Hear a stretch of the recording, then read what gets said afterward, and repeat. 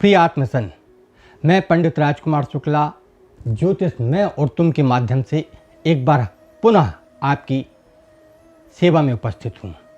आज हम जिन 3 शेष बचे हुए पैतृक ऋण दोषों के संबंध में चर्चा करेंगे, उसमें प्रथम है निर्दयी ऋण दोष। निर्दयी ऋण दोष जब सूर्य, चंद्र, मंगल दशम या एकादश भाव में हों। जन्म कुंडली, आपकी जन्म कुंडली में यहाँ पे कोई भी राशि हो सकती है। दशम भाव, यहाँ से लग्न को 1 गिनेंगे, ऐसे करके 2, 3, 4, 5, 6, 7, 8 ये दशम भाव और एकादश भाव में सूर्य, चंद्र या मंगल हो, तब निर्दयी ऋण दोष है। ऐसा मानकर आप परीक्षण करेंगे कि ये जो दोष है वो आपको कहाँ परेशान कर रहा है। व्यक्ति की जन्म कुंडली में दशम भाव उसके कार्य का, कर्म क्षेत्र का, एकादश भाव आय का है, तो कार्य और आय ये व्यक्ति को जीवन में सुखी करते हैं। अब इन भावों में सूर्य, चंद्र और मंगल होने से शनि जन्म कुंडली में जहाँ भी होंगे, जैसे भी होंगे, पीड़ित होंगे एवं वो अपने उच्च फल को ना दे सकेंगे।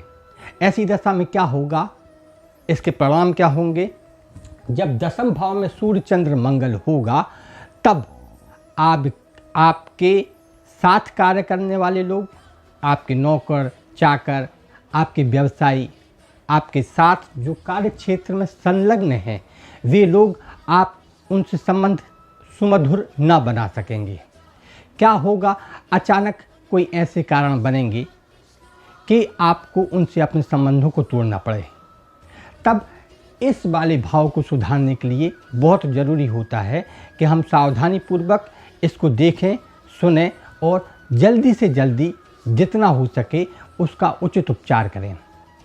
इसका पहचान ये भी है कि आपके कार्यस्थल पर किन्हीं कारणों से आपको परेशानी आ रही है। उस परेशानी को दूर करने के लिए आपको एक ही दिन में रक्त संबंधियों से कुछ पैसा लेना है। शनिवार को ले सके तो बढ़िया है। एक दिन में आप 100 मज़दूरों को भोजन कराएं। अब ये मज़दूर जो हैं वो आपको शनिवार को ही उनको खाने की कोई सामग्री कम से कम इतनी हो जिससे पेट भर सके, वो उपलब्ध कराएं और कोशिश करें कि वो उनको खा सकें। संभव हो तो सामने खिलाएं। और वो ऐसा न कर पा रहे हों अगर आप, तब आप क्या करें कि आप आटे में गुड़ मिला के एक ही स्थान पे तालाब जहाँ हो चले जाएं और अलग अलग स्थानों पर 100 मछलियों को छोटी छोटी आटे की गोलियां खिला सकते हैं। ऐसा करने पर निर्दयी ऋण दोष दूर होगा। अब अगले क्रम में ईश्वरीय ऋण दोष जो चंद्र और मंगल के 6वें भाव में होने से बनता है। इस प्रकार के ऋण दोष में आपको ये दिक्कत आती है कि यदि आपकी नर संतान है तो उसके स्वास्थ्य में गिरावट हो सकती है, गंभीर बीमारियां आ सकती हैं, संभव है कि किसी कारणवश अपंगता हो जाए। यदि ऐसे कोई लक्षण हैं या आपकी कोई मौसी विधवा हो जाए या हो सकता है कि उनकी पारिवारिक जीवन में सुमधुरता ना हो, किसी कारणवश वो निर्धनता को झेल रहे हों, तो आपको इस प्रकार के चंद्र मंगल के होने पर या चंद्र मंगल दोनों में से कोई एक भी इस किस्म का ऋण दोष बनाता है, तब आप प्रथम ही अपने रक्त संबंधी से कुछ पैसा लें और उस पैसे को, उस धन को इकट्ठा करके एक ही दिन में, कोशिश करें आप एक ही दिन में, आप मंगलवार के दिन रख सकते हैं। मंगलवार को आप चाहें तो 100 कुत्तों को एक साथ भोजन कराएं या अलग अलग एक ही दिन में 100 कुत्तों को भोजन करा दें। ऐसा करने पर आपको इन दोषों का जो मैंने बताया वो ना होगा। आपके साथ विश्वासघात नहीं होगा, आपके शत्रुओं का आपसे जो है वैर वो समाप्त होगा। आप अपने कर्म क्षेत्र में प्रबल होंगे।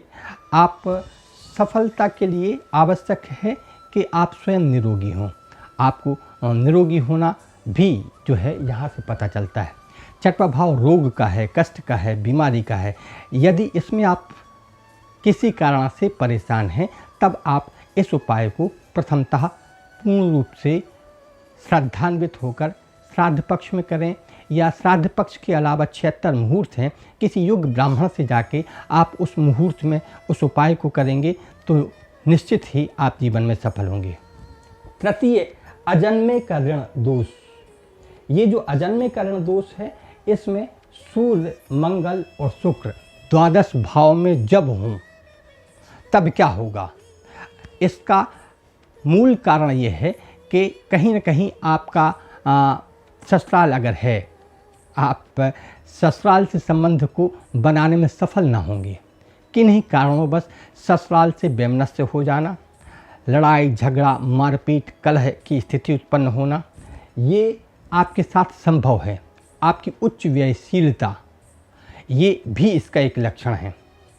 और कहीं ना कहीं आपके पैतृक ऋण दोष में ये स्पष्ट तौर पे पता चलता है कि जीवन में आपके पास व्यय की मात्रा ज़्यादा है, प्राप्ति यानी लाभ की संभावना कम है। तब हम क्या कर लें, इसके लक्षणों को देखने की कोशिश करें। उस जगह पे जहां आप रहते हैं, मुख्य द्वार पर देखें कहीं से गंदा पानी जो है वो तो नहीं निकल रहा है। किसी मुख्य दरवाजे से गंदे पानी का निकलना वास्तु दोष का ही लक्षण नहीं है, ये जन्म कुंडली के अजन्मे के ऋण योग का भी लक्षण है। अजन्मे के ऋण योग होने पर आज जो आधुनिक युग है, उस युग में इस प्रकार का ऋण योग ज़्यादा कुप्रभाव को देने वाला होता है। कारण कि संचित धन न होने पर जब व्यय के बहुत सारे साधन हमको प्राप्त होते हैं, तब हम आय को स्थिर ना रखते हुए उस व्यय की चिंता में व्यर्थ में परेशान होते हैं। तो हम क्या कर लें, इसके लिए बढ़िया होगा किसी शनिवार में आप चाहे तो बुध के दिन भी उपाय कर सकते हैं। अपने परिवार के जितने भी सदस्य रक्त संबंधी हों, उनसे एक एक नारियल लें। उन नारियलों को, मान लीजिए आपको 35 लोग हैं आपके घर के सदस्य, वो नारियल 35 हुए या मान लीजिए 30 हुए, आप उनसे वो ले लें। फिर उनको अपनी तरफ से शेष नारियल, जिनकी संख्या पूरी अपन को 100 करना है, उन 100 नारियलों को लेकर आप बहते हुए जल में किसी पवित्र जलाशय में प्रवाहित करें। प्रवाहित करने का उत्तम तरीका ये होगा कि आप दाहिने से बाएं की तरफ जो जल बहता है उसमें प्रवाहित करें, और कोशिश करें कि जब आप नारियल छोड़ें तब उसको आगे की तरफ छोड़ा जाए। आपके नीचे से ऐसे पुल पे खड़े होकर ना करें कि आप इस तरफ डालें और जल वो आपके नीचे से गुजरता हुआ आगे की तरफ बढ़े। प्रणाम की मुद्रा में करें, नमन से करें, श्रद्धा से करें। ऐसा करके आप इस प्रकार के पैतृक ऋण दोष से मुक्ति पा सकते हैं। ये कुछ सरल उपाय हैं। विशिष्ट के लिए आप चाहे तो किसी योग्य ज्योतिर्विद से संपर्क करें, जान लें। श्रद्धान्वित होकर श्रद्धा से किए गए ये जो पैतृक ऋण दोष हैं, इनका उपाय अगर आप करते हैं तो निश्चित तौर पे आप सफल होते हैं। ये छोटे से कारण हैं, ये सापेक्षता या पूर्ण ज्योतिष का मूल नहीं है, लेकिन लक्षण हैं। उन लक्षणों के होने पर, व्यर्थ में परेशान होने पर आप इन उपायों को करेंगे।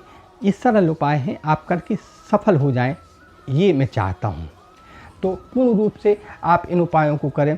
फिर अगले जो वीडियो है उसमें मैं आपको इससे भी सरल पैतृक ऋण दोष, पितृश्राप से बचने के जो उपाय हैं वो मैं आपको बतलाऊंगा। आपने मेरी बातों को इतना ध्यान से, प्रेम से, सहृदयता से, सरलता से, सहजता से सुना, मैं आभारी हूँ आपका। आप इन उपायों को करें, सफल हो जाएं और भगवान को धन्यवाद दें। मैं उन श्रेष्ठ पितरों को जिनसे हम उत्पन्न हैं नमन करता हूँ और प्रार्थना करता हूँ, वो जो दिव्य दृष्टि संपन्न पितर हैं, वे पितर हम सब पर कृपा करने वाले हो जाएं, वे देवतुल्य होकर हमें आशीर्वाद देने वाले हो जाएं, वो जीवन को मधुर करने वाले हो जाएं। ऐसी प्रार्थना करता हूँ मैं, आप सफल हो जाएं, आप सुखी हो जाएं, आपके जीवन में मधुरता आ जाए। तो प्रिय मित्र, अब मेरे इन शेष जो पार्ट 1, पार्ट 2, पार्ट 3 यानी भाग 1, 2, 3 आपने देखे, उन सब की डिस्क्रिप्शन आपको मेरे इसी चैनल पर मिल जाएगी।